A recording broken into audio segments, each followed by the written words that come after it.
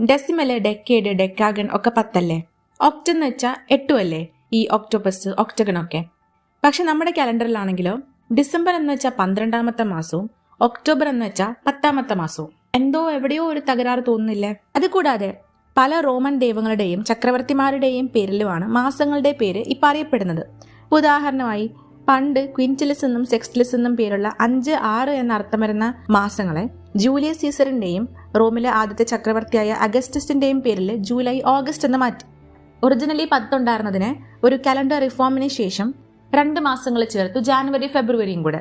ഈ പുതിയതായിട്ട് ചേർത്ത ജാനുവരിയും ഫെബ്രുവരിയും അവസാനം ചേർക്കുന്നതിന് പകരം കൊണ്ട് ആദ്യം ചേർത്ത് അങ്ങനെ ജാനുവരി ആയി ന്യൂ ഇയർ.